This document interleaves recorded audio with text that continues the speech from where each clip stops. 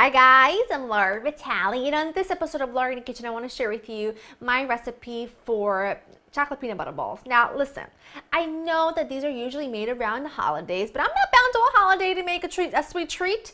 I am obsessed with these. This recipe actually was influenced by one of Joe's family members, and she actually makes these around Easter and Mother's Day and Father's Day, like pretty much all year long. And since Father's Day and Mother's Day are kind of coming up, I thought this would be a really great treat to package up in a nice little box and give to your loved one for a nice little treat or a present or whatnot. They are so easy to make. These should really be called chocolate peanut butter crispy balls, but whatever, you say potato, I say potato, it's the same thing. You're going to start off with some confectioner's sugar. You're also going to need some rice cereal, any kind that you like, some creamy peanut butter, a little bit of unsalted butter, and you're going to need a little bit of vanilla extract. And you're also going to need just a couple more ingredients to make the chocolate coating, but that's going to come in a little bit. So for now, it is so easy and simple, just you wait and see. I've got a small saucepan, and to my saucepan, I'm going to add my unsalted butter. And I'm just going to melt this over about medium heat, and then we'll add our next ingredient. Okay, this is about where I want it. I'm going to add the vanilla, and now I'm going to just turn that off, and I'm going to add my peanut butter. I sprayed my little bowl with some nonstick spray so that it kind of pops out really easily. And now I'm just going to take my time and mix in the peanut butter and the butter until everything is nice and creamy and smooth. You might have to turn this back on medium heat in order for it to melt a little bit quicker, but just take your time and be patient. I should have used a much bigger scale, much bigger saucepan, but what can I say? Can't think right sometimes. Okay, how fabulous is that looking? I like to take a bath in there, so if any of you want to go and buy a few, I don't know, 1,000 things of peanut butter and fill up a bathtub for me, I'd appreciate it. Okay, so this is done, and now it's just a question of putting everything together. It's really easy. You've got your rice cereal, your confectioner's sugar, and I'm going to pour this lusciousness all over the top. Now I do want to say one thing. You can adjust the amount of confectioner's sugar that is in this recipe. You can adjust it to however much you like. Now some people like to put like a pound of sugar in here. I, on the other hand, like a modest amount, not too much, but yet not too little. I think this is a perfect amount, but if you make this recipe and you give it a taste along the way, and you just find that it needs a little more sugar, then by all means, just add a little bit more sugar. Now, what you need to do, because you'll think to yourself, it's never going to come together, it's never going to hold, but it will. What you need to do is just be patient and mix this with your spatula until every piece of every little bit of powdered sugar is no longer visible. You want it to be really incorporated. You want that Rice Krispie, that rice cereal and the powdered sugar to be well coated in that buttery mixture. So just take your time and give it a good mix. Get that upper body workout that you forgot to do this morning. Get it done now.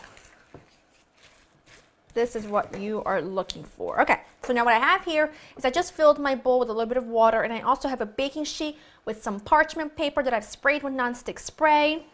And I've got my little handy dandy little ice cream scoop that's about a teaspoon size. And what you're gonna do is you're going to just form them for now, and then we'll give these all a roll once you have formed them, because you could do this just with your hands, but I always find that they kind of vary in size. So form them, and then we'll roll them, and we'll get them chilling. Once you have them all sort of formed, you got all your batter in the same size, you want to just take your hands, damp them in a little bit of water, otherwise it's going to just stick to your hands, and give them a nice little roll. They don't have to be perfect. I mean, mine certainly aren't perfect. Some are bigger than others, but who cares?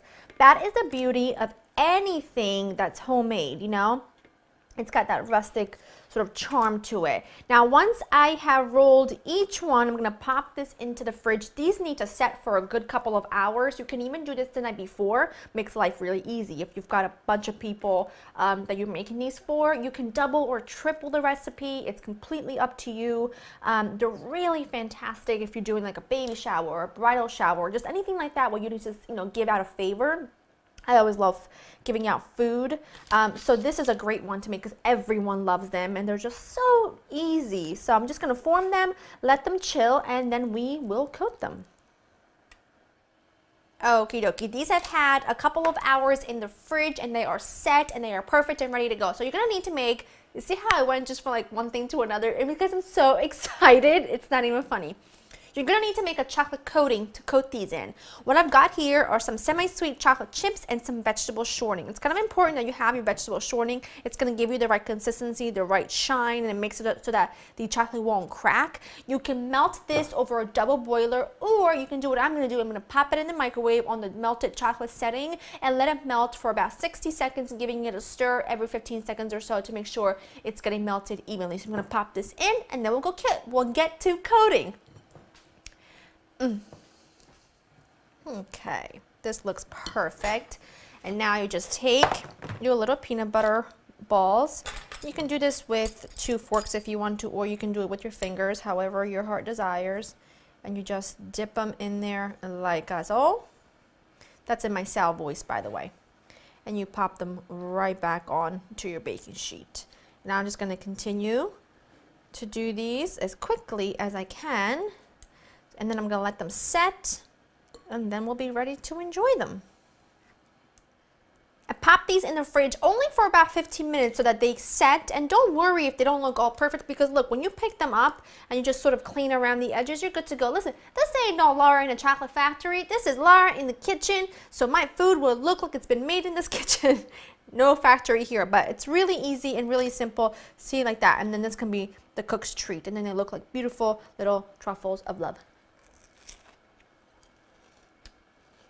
So creamy, peanut buttery, crunchy, perfect. That is, I don't even, you have to make these.